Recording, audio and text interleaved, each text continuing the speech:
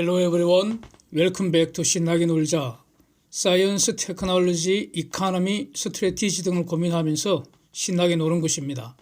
사진은 워칠라라고 이렇게 발음이 되던데 바르질라라고 한국에서 많이 알려져 있고 핀란드 기업입니다. 선박 엔진입니다.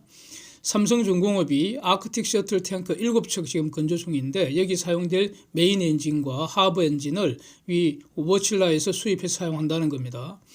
워칠라 입장에서는 대규모 엔진 수주 받았다. 우리 엔진을 세계 1등인 삼성중공업도 사용하고 있다. 우리 지금 이렇게 잘하고 있다. 이렇게 홍보성 뉴스 아니겠습니까? 삼성 입장에서는 엔진을 아웃소싱하고 있다. 즉 외부에서 돈 주고 사오는 방식으로 조달하고 있다. 즉 인소싱 하는 거 아니다. 직접 만드는 방식으로 조달하는 거 아니다. 뭐 이런 거죠. 삼성이 사용하는 엔진은 그 사진에서 보는 그 바르질라 제품 외에 독일 만 에너지 솔루션사의 그 MEGI 엔진하고 스위스 윈GD사의 XDF 엔진 이거 전부 아웃소싱해서 사용하고 있습니다. 질문입니다. 삼성중공업이 엔진을 자체 생산하는 것이 옳을까요? 삼성 엔진을 만든다면 삼성의 경쟁력이 올라갈까요? 선박 엔진 독립이라는 이 화두 오늘 여러 가지로 고민해 보려고 합니다. 듀얼 퓨얼이 요즘 인기 상한가인데 이 이중 연료 엔진의 본질을 한번 까보고요. 이거 이길 수 있는 방법이 있을지 고민해 보려고 합니다. 오늘은 이렇게 그 펀더멘탈한 거 장기적인 관점에서 한번 다뤄보고요. 시장에 구체적으로 대응하는 그 투자 전략에 대한 것은 연휴 중에 별도로 준비를 하겠습니다. 좀 준비를 좀 철저하게 해보려고 합니다. 저는 2월 중에 2600선 아래로 깰 것 같다 이렇게 여러 영상에서 계속 말씀을 해왔는데 어제 금요일 장중에 일시 2500선으로 갔다가 다시 올라와서 결국 이제 반등했습니다. 여기 여러 가지 할 말이 굉장히 많이 있습니다. 미국 시장도 아마 직전 영상인지 아니면 직전의 직전 영상인지 요즘 많이 올려서 뭐 하여튼 최근 그 영상에서 미국 시장 반등을 예상을 했었습니다. 결국 금요일 날 롤러코스터 끝에 비교적 크게 반등을 했습니다. 그래서 중요한 경제지표 말씀드릴 게 많아서 이런 것들 중심으로 연휴 후에 투자 전략을 고민을 해서 연휴 중에 별도 영상으로 준비하겠습니다. 오늘 논의의 전제 사실은 모든 것을 내가 할 수 없고요. 할 필요도 없습니다. 내가 가장 잘하는 부분을 더 잘하게 하면 됩니다. 나보다 다른 사람이 더 잘하면은 그거 사갖고 와서 거기에 내가 제일 잘하는 거를 덧붙여서 그래서 결국 세계 최고를 만들어서 팔면 됩니다. 이것이 장사의 원칙이라고 저는 정리를 합니다. 삼성이 참여하는 시장을 보면 대형 국제 화물선입니다. 이거는 주문 제작 방식이고요. 워낙 대형이기 때문에 제일 큰 항공모함보다도 크다는 거 아닙니까? 그래서 연간 수량이 많을 수가 없습니다. 기껏해야 수백 대 규모입니다. 앞으로도 수량이 급증할 가능성은 거의 없다고 봐야 합니다. 이것이 대량 생산은 소규모로 대량 생산은 가령 승용차 엔진과는 완전히 다릅니다. 그래서 내가 직접 만드는 거 인소싱을 하면은 일단 많은 사람을 채용하고 연구소 조직, 생산 시설, 판매 조직 다 갖춰야 합니다. 그래서 이건 뭐 하나의 회사를 만드는 거하고 똑같죠. 투자 금액 꽤 더해서 투자 금액만 문제가 되는 게 아니라 연간 운영비가 계속 발생하는 것이죠. 그래서 그렇게 한다고 해서 세계 최고가 된다는 보장도 아직은 없습니다. 인소싱이냐 내가 직접 하느냐 아니면 남이 만든 걸 갖다 쓰느냐 하는 것은 그거보다도 더 중요한 것이 그게 세계 최고냐 하는 겁니다. 세계 최고를 만들어야 합니다. 그래서 직접 하면은 인소싱 하면은 세계 최고 된다는 보장도 없잖아요. 아직은 없습니다. 그 다음에 경쟁자는 우리 엔진을 사용 안 할 거 아닙니까? 그래서 삼성중공업의 자체 수요만으로 그런 독립된 조직을 운영할 정도가 못 되지 않을까 이렇게 생각이 듭니다. 그래서 인소싱을 하면 즉 모든 것을 내가 다 만들면 장점도 분명히 많은데 여기서 하여튼 장점은 생략하겠습니다. 지금처럼 아웃소싱을 하면 어떤가? 선주가 원하는 제품을 사용해서 즉 지금은 이 엔진 같은 거 아니면 뭐 화물창 같은 걸 다 선주가 다 지정을 해버리죠. 그게 바로 수주 산업 아닙니까? 그래서 선주가 원하는 것을 사용해서 거기에다가 이제 삼성이 잘하는 거 그걸 부가가치 추가하는 그런 구조입니다. 현재 비즈니스 모델은 가령 이중 연료 공급 시스템 삼성이 설계하고요.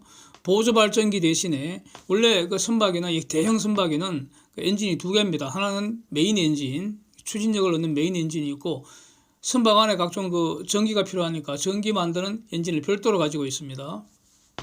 그게 이제 그 보조 엔진이고 발전기 돌리는 그 엔진인데 삼성 같으면은 이거를 그 메인 축에다가 보조 발전기 없애버리고 메인 축에다가 그 연결해서 발전기까지 돌리는 그런 방식 설계할 수 있습니다.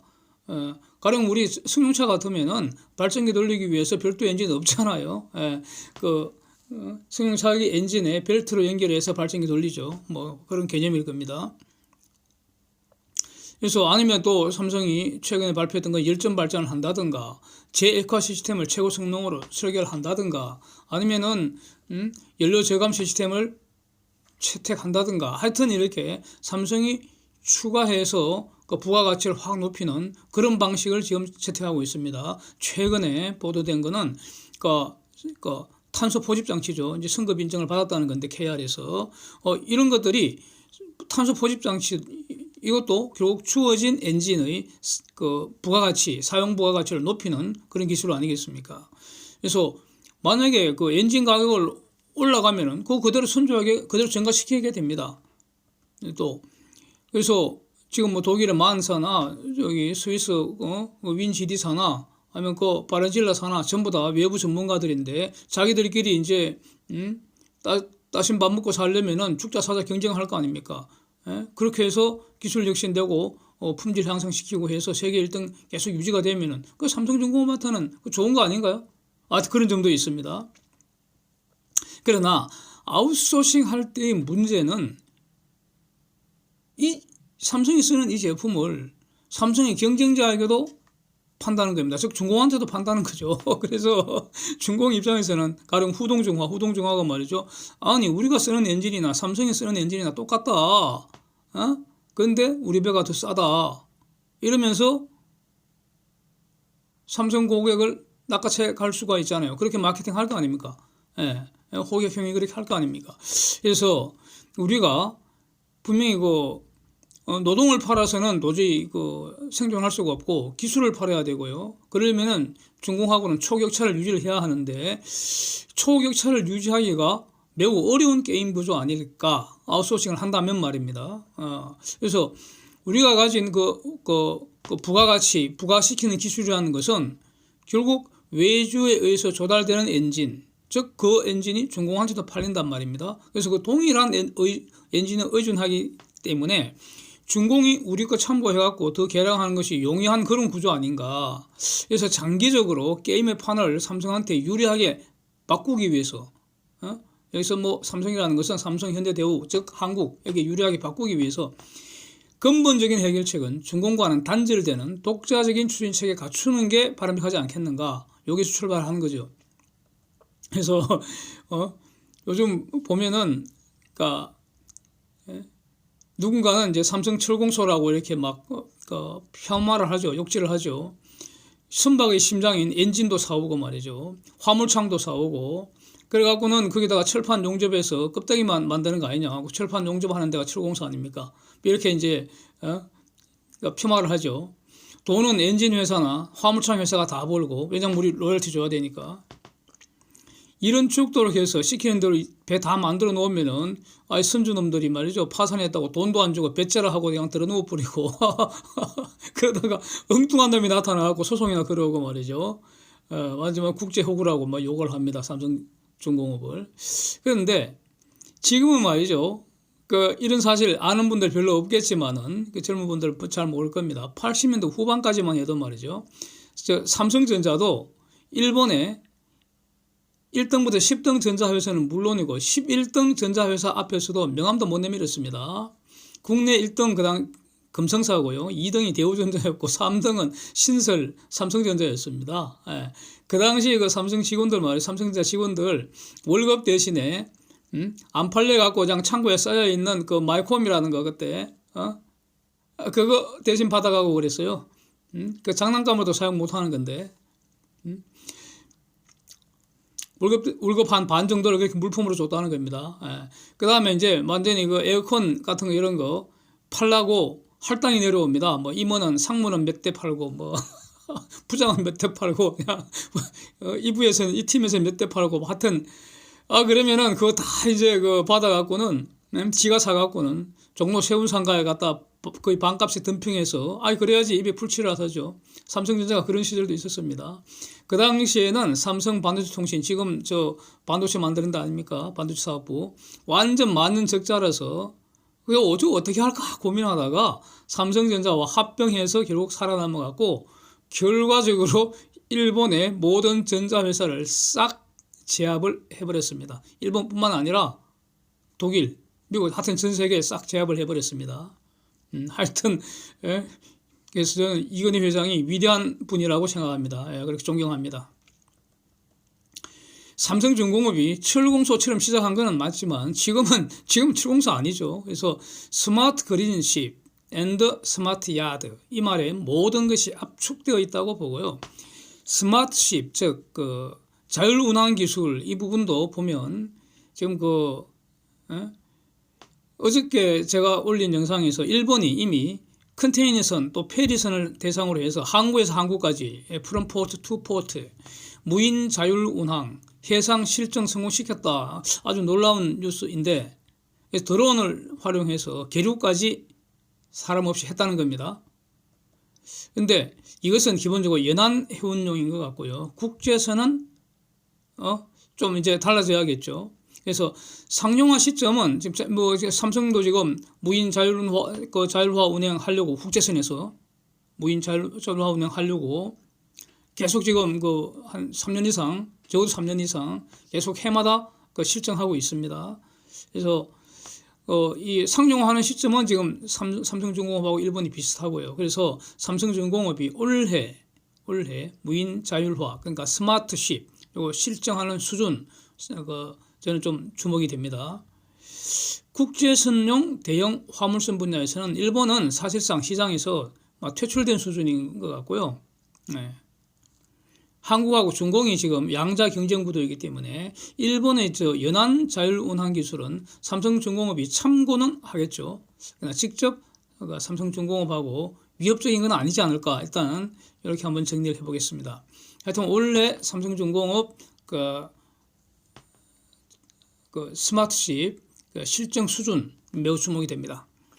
화물창 부분은 가스공사하고 조선 3사가 공동 출자해서 KC LNG 택이라는 이 회사 만들어서 지금 세금도 왕창 지원을 해주고요. 그 다음에 이제 이런 회사들이 정자도 돈도 내고 해서 KC2 연구개발중인 거 다 알려진 사실입니다. 목표는 기화율을 0.07% 이하로 가겠다는 겁니다. 이렇게 되면 이거 대단한 거죠. 이 정도가 나오면 프랑스 지금 GTT 마크3 플렉스라는 거 이거 기화율 0.1% 이하입니다. 네, 이거보다 더 우수하잖아요, 품질은. 그래서 이걸 22년 중반에 완성된다고 이렇게 로드맵을 제시한 바가 있기 때문에 그 전에 결국 KC2를 한다는 것은 그 전에 KC1을 옛날에 한번 개발했다는 거죠. 그래서 뭐 작은지 큰지 하여튼 뭔가 문제가 있어서 저기 LA인가 거기 LNG 실으러 갔다가 싣고 올라 그러는데 약간 화물창 앞에 서리가 생겨서 그러면 안 되거든요. 금리가 안 되니까 부랴부랴 그냥 빈배 다시 보내서 옮겨 실어서 이제 싣고 왔다는 것인데 그래서 결국 실패한 거죠. 그렇게 하면 안 되니까 KC1은 그래서 실패한 건데 국내선에서는 사용하고 있다는 겁니다. 그래서 이 문제점을 개선하는 거니까 그리고 성능을 향상시키는 이게 이제 개발의 과제이기 때문에 저는 성공 가능성 상당히 높지 않을까 이렇게 보고 기다리는 중입니다. 그래서 이 화물창 부분은 곧 이제 어떤 소식이 나오겠죠. 보도가 되면 그 보도를 전제로 자료를 준비하는 게 맞을 것 같아서 기다리고 있겠습니다. 그린십 분야, 탄소 배출 줄이는 분야입니다. 탄소 배출 줄이거나 없애거나 실천적으로 적용 가능한 기술이 바로 탄소 포집, 카본 캡처 기술입니다. 국제에너지기구 IEA도 탄소 절감에 가장 크게 기여할 기술이 바로 탄소 포집 기술이라고 이렇게 밝히고 있습니다. 여기서 결정적으로 팍 줄여야 합니다. 그러니까 탄소 포집을 왕창 해서 배출 안 되도록, 대기 중으로 배출 안 되도록 이렇게 하는 것이 중요하다는 겁니다. 일단 포집이 되어야지 이것을 저장을 할지 아니면 이걸 사용을 할지 그건 그 다음 문제이고요. 이렇게 되는데 이 탄소 포집 분야는 벌써 적어도 한 10년 이상 전 세계가 지금 기를 쓰고 기술 개발 중입니다. 그래서 탄소 배출이 집중되는 화력발전소나 제철소나 시멘트나 화학산업단지 이런 데를 중심으로 집중적으로 하고 있고요.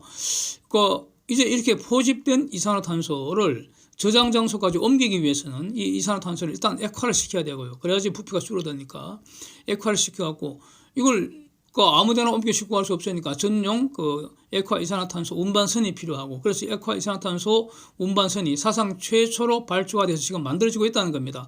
벌써 이 얘기는 체계적으로 조직적으로 지금 계속 지속적으로 포집 활동이 이루어지고 있다. 그 반증입니다. 예, 어쨌든 아쉽게도 이 사상 최초 액화 이산화탄소 수조는 중공 조선소에서 이제 생겼다고 제가 영상에서 올렸습니다. 이번에 삼성중공업이 선박용 탄소 포집, 온보드 카본 캡처 이 기술을 개발하고 실증 성공하고 승급 인증까지 받았다고 이제 발표가 됐습니다. 그러니까 매우 주목되고 주목됩니다. 사진 한번 보십시오. 그래서 결국 이것을 자동차에도 적용하려는 연구, 즉 모바일 카본 캡처 기술 개발도 탄력을 받지 않겠습니까? 예? 이렇게 되면은 기존의 이 수소경제, 이 삽질이 완전히 무너지는 거 아닌가? 저는 수소경제는 절대로 해서는 안 된다고 봅니다. 수소경제는 반드시 실패한다고 봅니다. 그래서 수소경제와 관련된 주식 빨리 처분하는 것이 저는 옳다고 믿습니다. 별도로 한번 살필 영상을 준비하고 있습니다. 조선소의 모든 활동을 디지털화, 스마트화한다는 이 스마트 야드 분야 이거 계속 하고 있습니다. 삼성중공업이. 그리고 지금 상당한 성과를 내는 것으로 알고 있기 때문에 이 정도로 마치고요. 선박 엔진 독립이란 이 화두만 오늘 한번 집중적으로 정리해 보겠습니다. 도대체 엔진의 안고가 뭐냐, 이중연료 엔진의 본질이 뭐냐, 요거부터 한번 정리해 보겠습니다.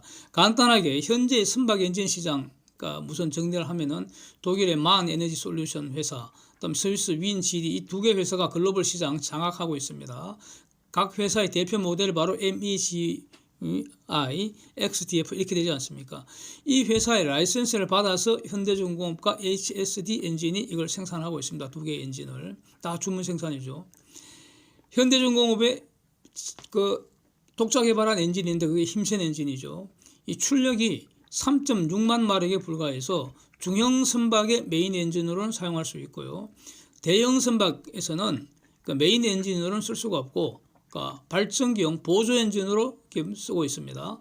또는 지상의 엔진 발전소용으로 사용하고 있습니다. 그러니까 가스를 태워서 전기를 만들 때 가스로 물골에서 전기 터빈 돌려서 만드는 그런 전통적인 화력발전 방식을 취할 수도 있고, 아니면 가스로 엔진을 돌려서 힘센 엔진을 돌려서 전기 만들 수 있습니다. 발전기 돌리면 되니까요. 발전기 돌리는 회전운동 에너지를 어디에서 어떻게 얻느냐 이 차이일 뿐입니다. 현대중공업은 힘센 엔진을 자기가 만들어서 전 세계에 팔아먹고 있고요. 또 MEGI나 XDFE 엔진은 라이센스 생산해서 자기가 사용하고 또 전 세계에 주문하는 데 있으면 갖다 팔고, HSD 엔진은 MEGI, XDF 이 두 개 엔진을 라이센스 생산하고 있죠. 전 세계에 팔고. 그래서 삼성 대우는 당연히 HSD 엔진에서 사가겠죠. 현중은 경쟁사니까 거기서 안 사겠죠. 그렇습니다. 메인 엔진 사진 한번 보십시오. 좀 어마어마한데 14,000 TU급 메인 엔진 마력수가 7.5만 마력입니다. 그래서 킬로와트로 한번 환산을 해봤더니 한 60마력 이렇게 되는데 8만 마력이 한 60마력 이렇게 나오니까 7.5만 마력이니까 60마력보다는 좀 적겠네요. 그래서 이 7.5만 마력이라는 게 힘센 현대에서 제일 힘센 엔진 2배입니다. 2배 크기. 그래서 높이가 16m라고 해서 아파트 6층 높이랍니다. 어마어마합니다. 예. 무게는 1620톤. 그래서 너무 크기 때문에 한 번에 다 운송을 못하고 운송할 때는 한 3조각, 4조각, 5조각 이렇게 크기에 따라서 분해해갖고 운송한 다음에 조선소에서 다시 조립한다는 겁니다. 와, 이제 무식한 것 같습니다. 지금. 네? 무식한 것 같아요. 뒤에서 보겠습니다. 좀 더. 엔진은 연료를 효율적으로 태우는 장치. 예? 태운다는 게 산소와 결합시키는 거니까. 그래서 큰 힘을 내기 위해서는 더 많은 연료를 더 빨리 태워야 합니다. 이게 안꼽니다. 그래서 가령 가스레인지를 딱 보면은 100이라는 가스를 가령 한 30분 동안에 서서히 태워서 국을 끓이는 거죠. 그런데 이걸로는 말이죠. 된장국은 끓일 수 있어도 돌멩이국, 즉 용광로는 절대로 끓일 수 없습니다. 예, 천년만년 가도 안 됩니다. 천의 가스를 1분 만에 다 태울 수 있으면 좋겠습니다. 아니면 만의 가스를 1초 만에 태울 수 있으면 좋겠습니다. 그래서 1초도 장구한 세월이니까 0.00001초 만에 다 확 태워버리는 이 기술, 이게 필요하다는 겁니다. 이렇게 점점 더 많은 연료를 순간적으로 확 태우는 기술, 이게 바로 폭발시켜버리는 겁니다. 그래서 연료를 고온, 고압으로 압축을 해서 폭발시키는 기술, 요 과정에서 엔진이 개발된 겁니다. 예? 그래서 실린더와 피스톤 이 구조, 주사기 일단 한번 생각해 두고요. 제가 공식을 또 하나 올리겠습니다. PV equal nRT라는 기체의 상태방정식 공식입니다. 예? 이거 뭐 연력학 법칙에서 입증된 거니까. 이 공식 사진에서 보면 좌변에 부피를 줄이면 좌변이 줄어들잖아요. 다른 게 동일하다면 좌변이 줄어드니까 등식이 성립이 안 되잖아요. 그러니까 등식을 유지하려면 어떻게 됩니까? 여기서 상수는 P하고 V하고 T입니다. 그러니까 V가 변했으니까 P하고 T도 변해야 해서 어떻게 변하느냐? 등식이 유지되도록 변해야 됩니다. 기체는 항상 저 PV는 nRT라는 상태 방정식을 만족하면서 움직이기 때문입니다. 그래서 당연히 V가 변하면은 P하고 압력과 온도 T도 변해야 합니다. 그래서 밀폐시킨 상태에서 압축시켜버리면 부피가 줄게 되죠. 그래 되면 압력과 온도가 올라가더라. 이거는 경험적으로 아는 사실이고요. 네. 그래서 이 압력, 부피, 온도와의 관계를 논리적으로 표현한 것이 바로 이 상태방정식입니다. PV는 nRT. 그래서 고온, 고압에서 폭발하면은, 그러니까 압축시켰으니까 그럼 고온, 고압이 된다고요. 고온, 고압이 된다고. 거기서 폭발시켜버리면 순식간에 다 타버린다는 거죠. 그러면 엄청난 열이 순식간에 나오니까, 예, 가령 가스레인지 100년 동안에 틀어서 나올 열이 순식간에 나와버린다. 뭐 이렇게 뭐 상상하죠. 극단적으로 이렇게 표현을 예를 들어보죠. 그러면서 온도가 갑자기 확 올라가니까 압축하죠. 온도가 올라가면은 기체가 부피 늘어나니까. 그래서 압축된 피스톤이 폭발하다시 팽창한다는 거죠. 그 힘으로 커넥팅 로드 움직이고 기어박스 통해서 바퀴를 굴리거나 프로펠러 돌린다는 겁니다. 그래서 자동차도 가고 배도 간다는 거죠.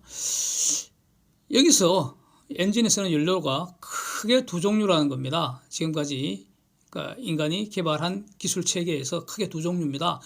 휘발유 아니면 중유입니다. 중유. 휘발유 아니면 중유. 그런데 요놈이 성질이 완전히 다릅니다. 휘발유는 작은 불씨만 있으면 쉽게 탑니다. 불이 붙습니다. 그러나 중유는 잘 안 탑니다. 요놈이. 예? 불을 붙여갖고는 잘 안 탑니다.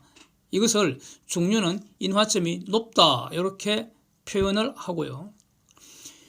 불씨가 없을 때 연료 자체의 온도가 올라가면은 가령 겨울하고 여름 보면은 연료 자체의 온도가 다를 거 아닙니까? 불씨는 없는데. 그래서 연료 자체의 온도가 올라가면은 중유는 먼저 저절로 타기 시작한다는 겁니다. 그래서 중유는 착화점이 낮다 이렇게 표현을 합니다.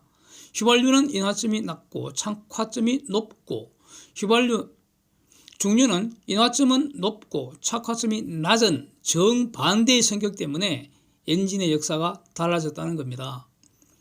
자, 사진은 현대차가 제공하는 것인데 이 두 개의 엔진을 잘 설명을 하고 있습니다. 그래서 제가 퍼서 이렇게 올렸습니다. 오토사이클이라는 것은 연료하고 공기를 섞은 기체, 연료하고 공기를 섞은 기체입니다. 들어가는 놈에 연료가 포함되어 있습니다. 그걸 실린더에 넣고 압축 후에 어느 순간 승량불을 탁 켜듯이 점압 플러그를 통해서 불씨를 쏘아 주어야 이게 폭발을 합니다. 그래서 휘발유는 인화점이 높아서 이 점화 장치가 꼭 필요하다는 겁니다. 그래서 흡입하고 압축하고 폭발시키고 그래서 배출하는 이런 순서로 돌아갑니다. 엔진이. 그런데 디젤 사이클이라는 것은 실린더에 들어가는 게 공기뿐입니다. 연료는 집어넣지 않습니다. 이걸 공기를 압축하면 온도가 올라가는데 그 순간 이 중류를 기체처럼 분사만 하면 바로 폭발한다는 겁니다. 그래서 흡입하고 압축하고 배기하는 폭발 행정이 필요가 없고요. 점압 플러그가 필요가 없습니다. 그래서 디젤 기관은 압축을 해야 되니까 압축을 확 해버리니까 확 압축하기 위해서는 어떻게 합니까? 주사기를 생각할 때 주사기 뽑았다가 주사바늘 맞고 이렇게 미는 것이 압축이니까 이걸 주사기를 멀리 뽑을 수 있어야 되니까 멀리 뽑도록 하는 그 구조가 바로 커넥팅 로드라는 걸 길게 한다는 겁니다. 원리는 이렇게 간단합니다. 이 간단한 것을 여러 가지로 모아놓으니까 복잡하게 보이는데 원리는 간단합니다. 너무나 당연하고요.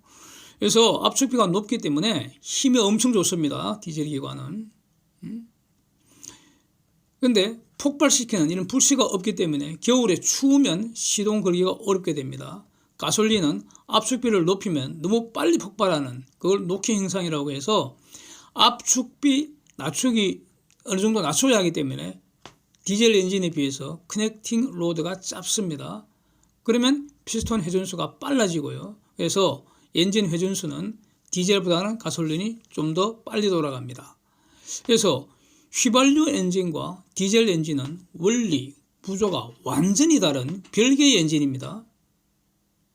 가스 상태의 연료, 즉 천연가스나 바이오가스나 암모니아나 메탄올이나 수소는 전부 휘발유 엔진에 작동시킬 수 있습니다. 그래서 휘발유 엔진 또는 그냥 요즘은 탄소 때문에 탄소 배출 줄이기 위해서 가스 쓰니까 가스 엔진 이렇게 얘기를 하는 겁니다. 가스 엔진. 물론 여기에 약간의 추가 장치는 당연히 필요하죠. 연소 속도가 다 다르기 때문입니다. 수소가 연소 속도 제일 빠르고요. 이건 암모니아는 군뱅이 속도입니다. 그래서 암모니아를 태우려면 다시 말하면 암모니아 엔진으로 사용하려면 이런 뜻이죠. 암모니아를 태운다는 것은 수소를 섞어서 줘야 한다는 겁니다. 그래야지 연소 속도를 높여줄 수 있습니다. 어쨌든 이중연료 엔진이라는 거 그러면 정체가 뭐겠습니까? 이게 그렇게 처음에는 이거 제가 이렇게 본격적으로 생각하기 전에는 대단해 보였는데 아무것도 아닌 것 같더라고요. 휘발유 엔진과 디젤 엔진은 원리나 구조가 완전히 다른데 어떻게 하나의 엔진에서 성질이 다른 두 개의 연료를 사용할 수 있는가? 일견 대단한 것 같은데 까고 본다. 즉 조금만 생각해 보니까 아무것도 아니라는 겁니다. 별것도 아닙니다. 결국 저희 통찰인데요. 통찰. 제가 생각하는 아이디어는 이겁니다. 휘발유 엔진과 디젤 엔진 두 대를 설치하면 어떻습니까? 왜 이런 문제가 발생합니까? 중류를 쓰고 싶다는 겁니다. 왜? 싸고, 싸니까요. 힘 좋으니까. 중류를 쓰겠다는 겁니다. 싸고 힘이 좋으니까. 그런데 탄소 규제를 하니까 어떤 곳에서는 중류를 쓰면 안 되거든요. 그러니까 아예 그러면 어떤 곳에서는 중류 쓰고 어떤 곳에서는 가스 쓰면 되잖아. 엔진 두 개 설치해 갖고 간단하게 그러면 해결되잖아요. 그래서 두 개의 엔진에서 공통 부분을 찾아서 한 개로 통합하도록 설계한 것이 이중연료 엔진으로 판단됩니다. 아무것도 아니죠.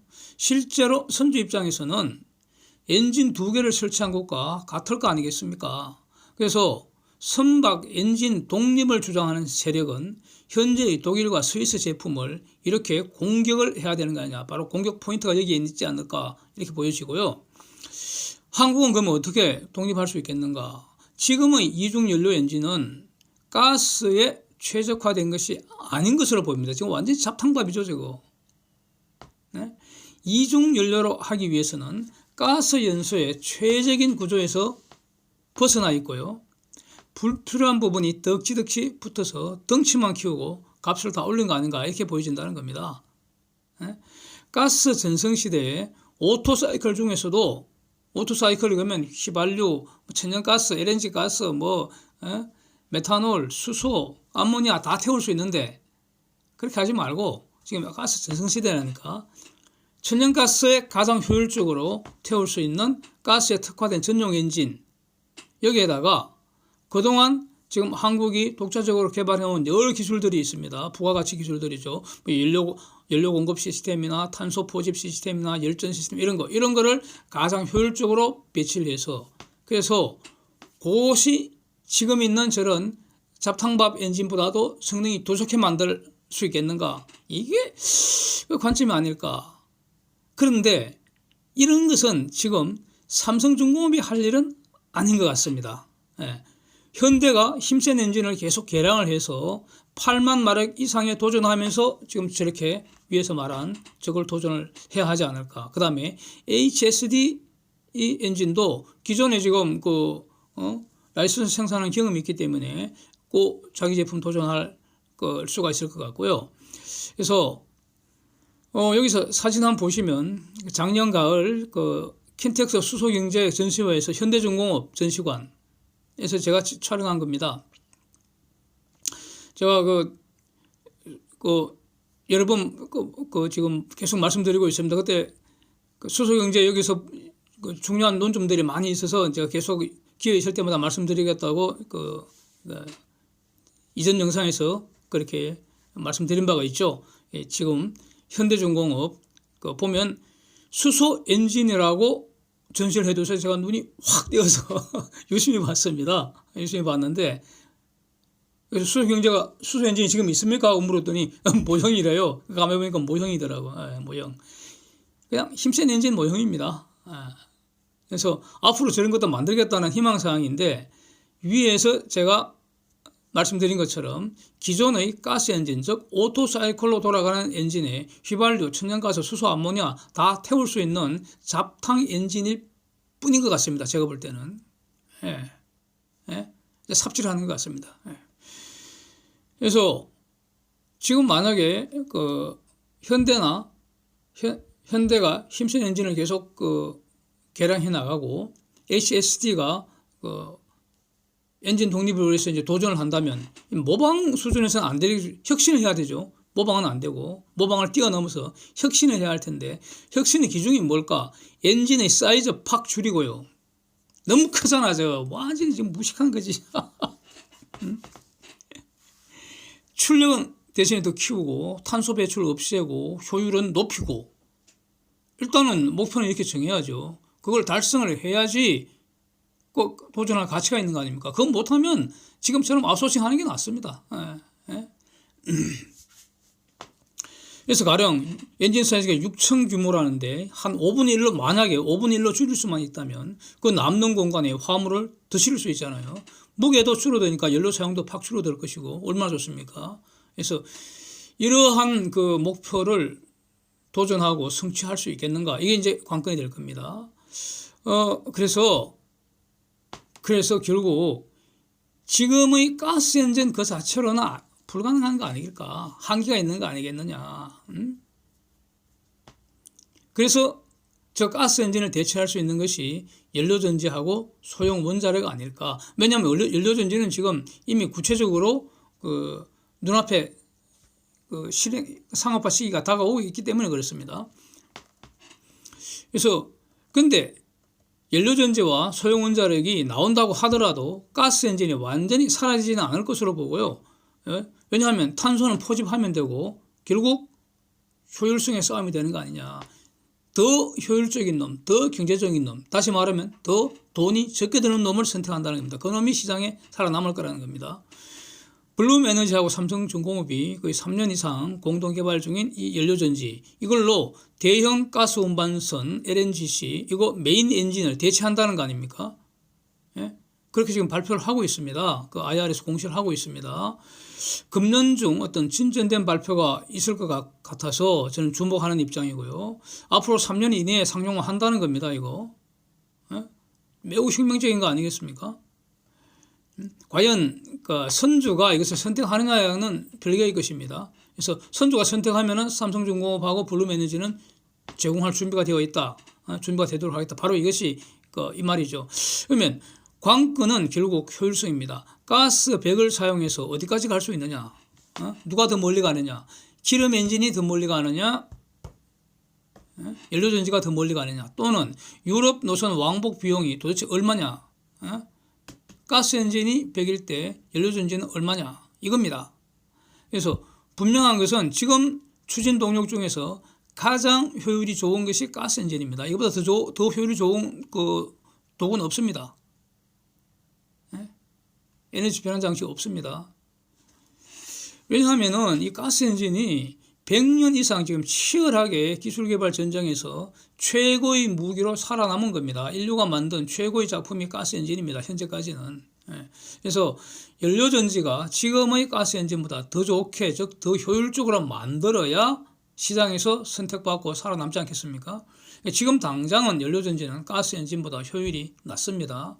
그리고 또 이 SOFC 고체 산화물 연료전지 이거 가스를 투입해서 이제 그 작동을 시키면 가스를 개질해서 수소를 만든 다음에 이 수소를 연료전지에 투입하는 그런 구조이기 때문에 개질 과정에서 탄소가 배출됩니다.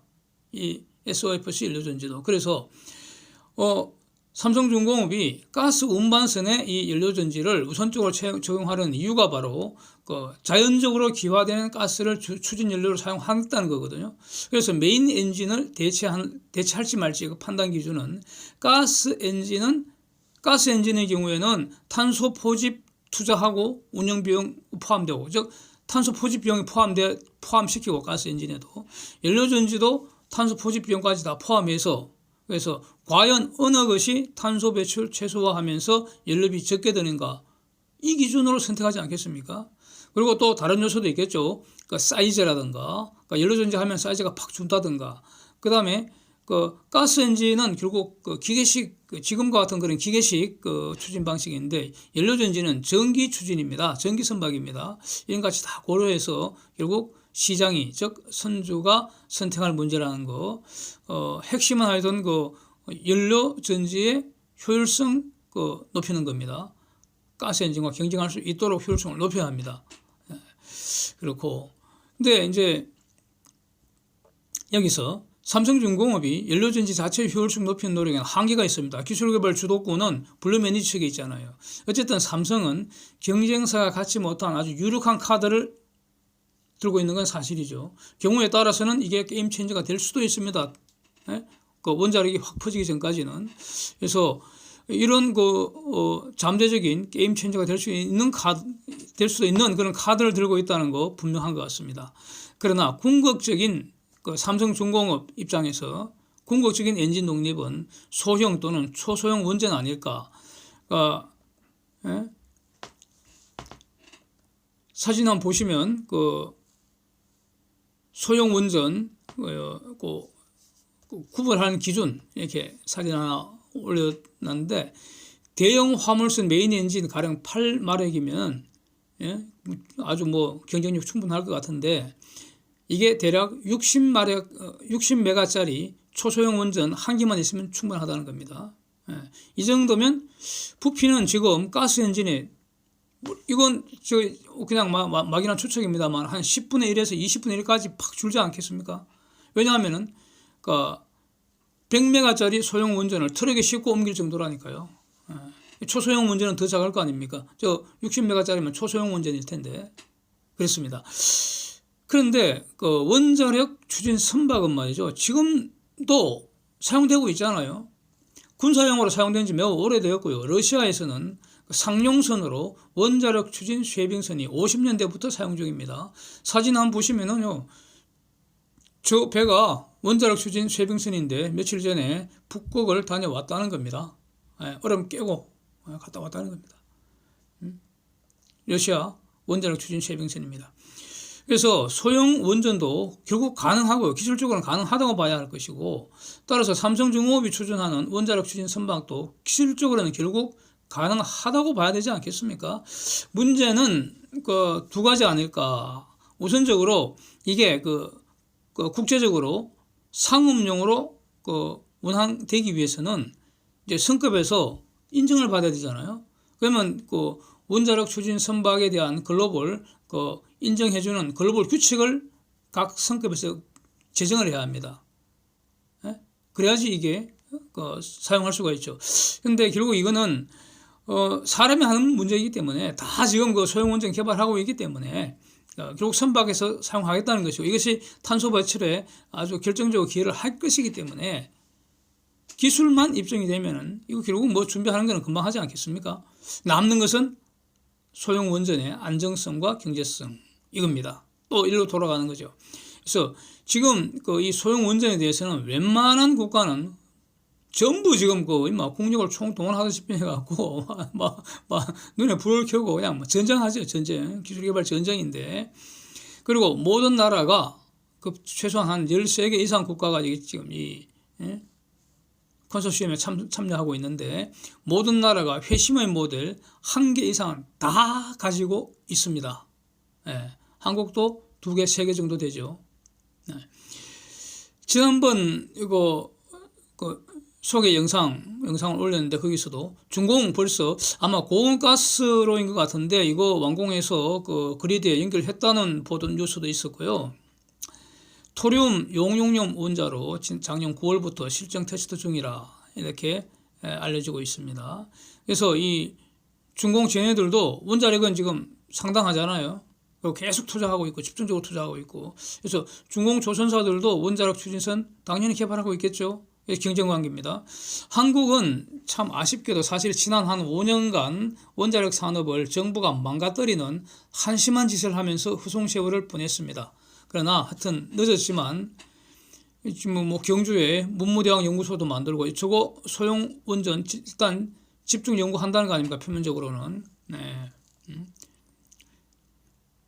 그 다음에 사용 후 핵 연료를 소각하기 위한 소각로, 핵 연료 소각 목적의 소각로가 이미 개발이 완료됐다고 알려지고 있죠. SFR이라고, 그러니까 소듐 냉각로입니다.